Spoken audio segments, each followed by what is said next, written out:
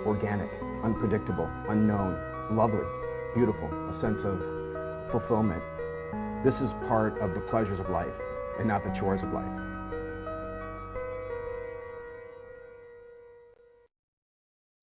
Coming up tonight on Daily Iowan TV, this weekend was jam-packed with campaigning for the upcoming presidential election, and we have the recap coming up. And with winter on its way, many people could be left out in the cold, but one service is trying to stop that. Find out which one coming up. We've got the updates on women's golf. And on the volleyball team's fire to come back for the rest of the season next in sports. All that and more is coming your way. This is Daily Iowan TV.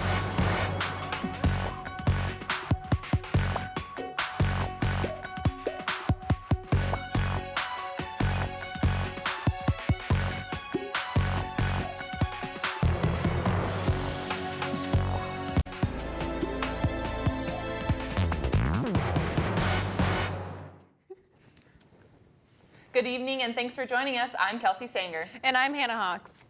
Less than 24 hours later, an Amber Alert has been canceled. The alert released Saturday for 13-year-old Paige Janet Johnston was canceled Sunday after she was found safe.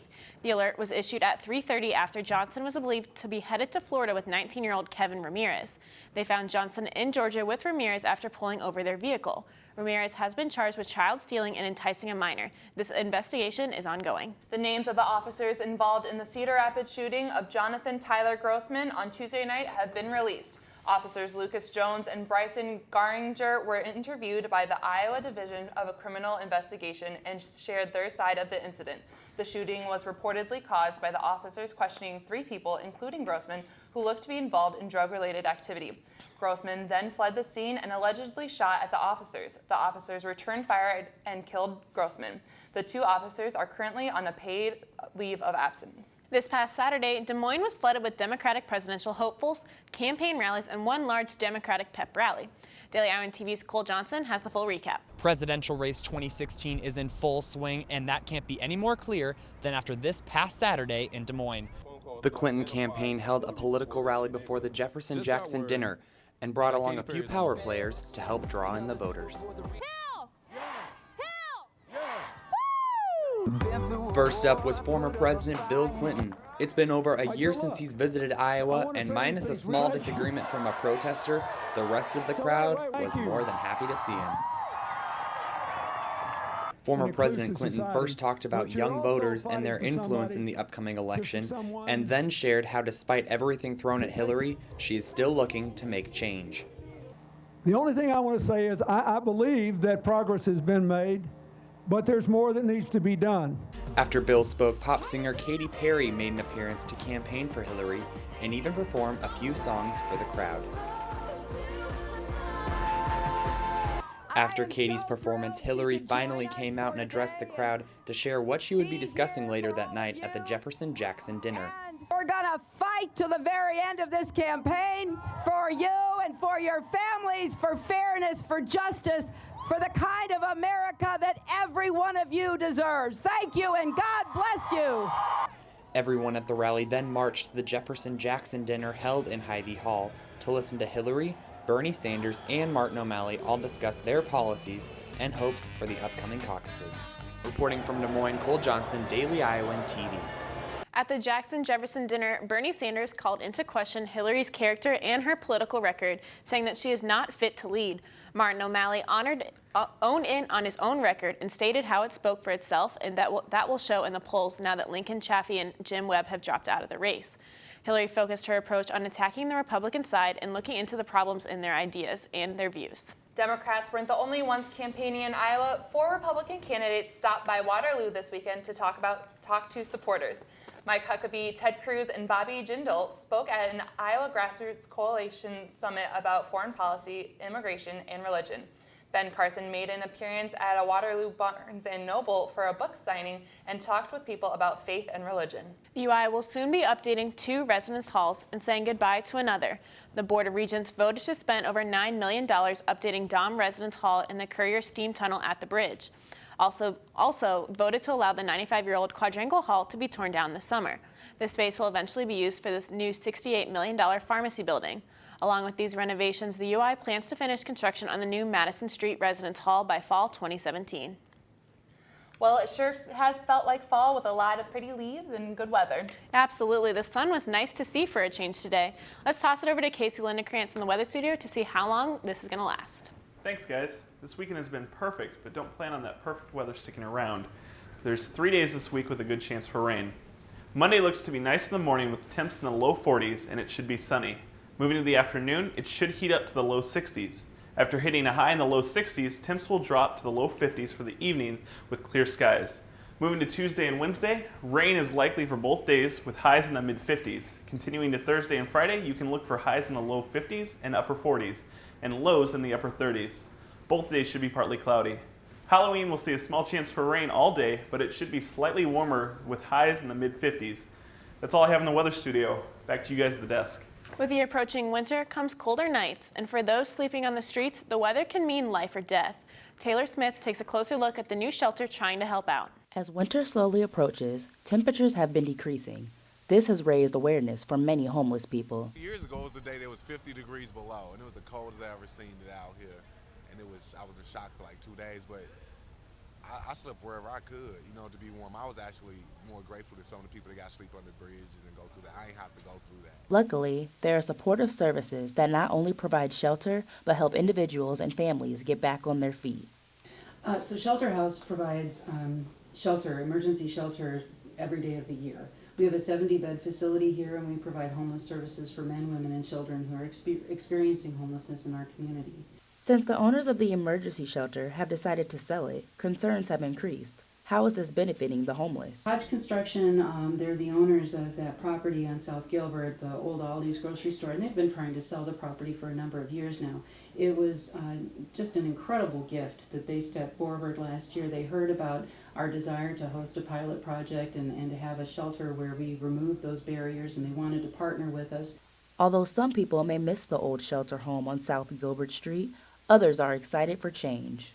It was crowded in there. They had like one of the rooms where they had couches packed all in there, and I never stayed there, but I did go there to eat when they used to feed. So it was a small facility to have homeless people, and they looked a lot crowded. And I'm glad they moved in and built another facility for it. Taylor Smith, Daily Iowan TV. Veterans may soon be receiving extended health care services. The General Services Administration, or GSA, is hoping to open up health care for veterans in the Iowa City Federal Building, which has last been used by the U.S. Postal Service. The Iowa City VA healthcare system will provide services such as dental work and physical and occupational therapy for veterans if funding is approved to occupy the space. Homecoming at Oklahoma State took a turn for the worse only hours before kickoff Saturday morning. Spectators at the homecoming parade this weekend were struck by a car when it crashed into the crowd. 44 people were injured and 4 died, including a 2-year-old boy. The driver was identified as Adacia Chambers and was charged with driving under the influence. She will appear in court Monday morning. The Minnesota Timberwolves coach Flip Saunders died Sunday after losing his battle with cancer. Saunders publicly announced that he was diagnosed with Hodgkin lymphoma originally. He told fans he would return to coaching after he was in remission. After a hospital trip in September, his health continued to decline. He was 60 years old. Our thoughts are with Saunders, his family, and the Timberwolves.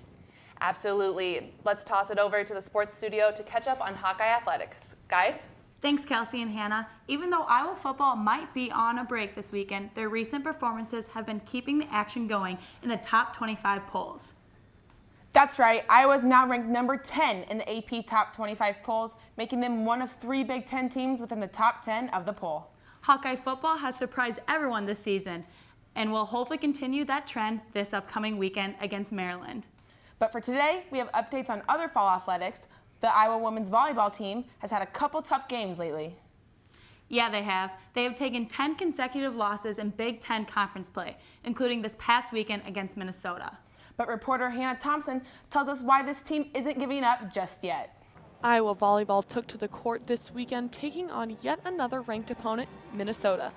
The Hawkeyes started slow, giving up a lot of dropped balls and hits to the Gophers. The first and second set went to Minnesota 17-25 and 15-25. Filling out the other team early in the game is usually part of Iowa's strategy, but sometimes can make it hard to come back. A lot of the times, we try and feel out teams, but especially in our league and the competition we play, you're not able to do that because they start getting, 9-point stretches, and at that point, it's a lot more difficult to catch up, especially when you're playing, ranked opponents. Both teams were getting off a lot of hits and ended up playing aggressively, with the Hawks tying it up at 24-24 in the third. But even with the energy blast, Minnesota took the win and beat Iowa 25-27.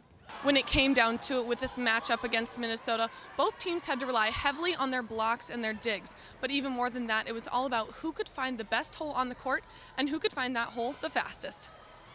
With both teams playing well offensively, the defense really needed to be on their game to keep the ball in play. And even though being out of system is part of the game, there's a lot that goes into tightening up those holes and getting off a good pass. We just need to do a better job on our side and capitalizing on what we're doing and just executing better and coming out with a lot more intensity and energy. And with that, I think, we'll be right in it from the very start. Those open holes and lack of beginning energy contributed to the loss against Minnesota, and it marks one of the many that Iowa has fallen to in the past few weeks. But both Szymanski and the players know that even with these recent losses, they have to come hungry if they want to win. The biggest thing is we just getting that sense back of how to really fight, how to be the Hawkeye volleyball team that's able to pull out tight victories, and that comes absolutely with passion and persistence first, and we know that our execution and performance will follow that. Throughout the past couple of weeks, we've just been trying to find ourselves, trying to find, the team that beat Iowa State and the team that beat Texas A&M, and I think we just found it. I think that's what it came down to. And, we really needed this last set. And though we didn't get the result that we wanted, we found our identity again. And I know, for a fact that on Monday we're going to come out strong. And, so everyone in the league, better watch out because we're back. From Carver Hawkeye Arena, Hannah Thompson, Daily Iowan TV Sports. The team will be taking on both Maryland and Rutgers this coming weekend as their schedule winds down, along with many other fall sports. The Iowa women's golf team finished up a successful fall season in North Carolina. Sports reporter Katie Reber has the fall recap. Iowa women's golf team concluded their fall season at the Pinehurst Golf Challenge.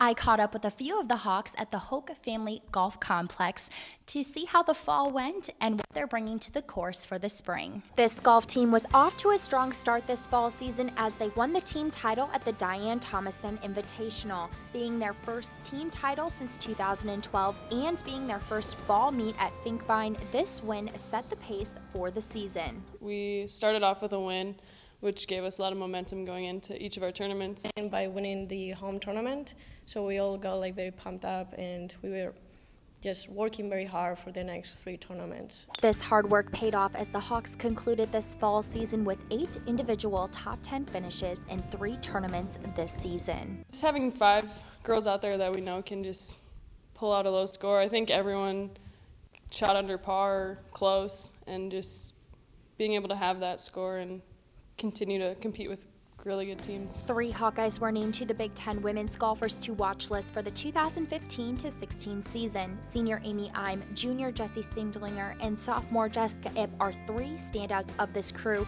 But as Jessie says, success starts as a team. Just trusting each other and knowing that everyone can put up a good score and come through for us. As the Hawks get ready for the spring season, it's all about individual preparation. I feel like this season I've grown a lot hitting-wise, and then just a lot of putting and chipping around the greens will help improve our scores a lot. Overall, these ladies were happy with the fall season and are excited to prepare for the spring. It was overall kind of very successful season. This has been Katie Reber, Daily Iowan TV Sports. These ladies will open their spring season on February 21st at the Westbrook Spring Invite in Peoria, Arizona. That'll do it here for us in sports. But be sure to keep up with us the rest of the week as we preview some winter sports and next weekend's football game. Guys, back to you at the desk. Some Hawkeye fans are more passionate than others. One local farmer and Iowa athletics supporter went all out to show his support and love for the Hawks, and Iowa needs farmers. With the help of his wife and daughters, Dan Thuroff turned a stack of hay bales and a dozen cans of spray paint into a 16-foot minion with a sign next to him with the words ANF Go Hawks. If you take Highway 1 north towards Solon, you'll spot the minion about halfway to Mount Vernon. The minion has gained such a positive response that Thuroff may change its bibs to tribute the Hawks' undefeated record. That's all we have for you tonight on Daily Iowan TV. Be sure to check out our website, dailyiowan.com, for all the latest news. I'm Hannah Hawks. And I'm Kelsey Sanger. Have a good night.